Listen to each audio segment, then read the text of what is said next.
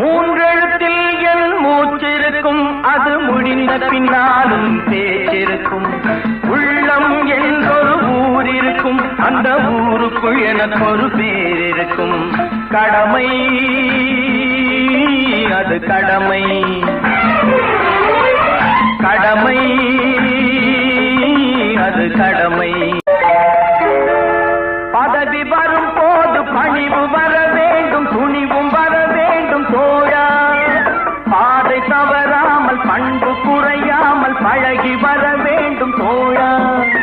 அன்பே உன் அன்னை, அறிவே உன் தந்தை, உலகே உன் கோவில், ஒன்றே உன் தேவன்.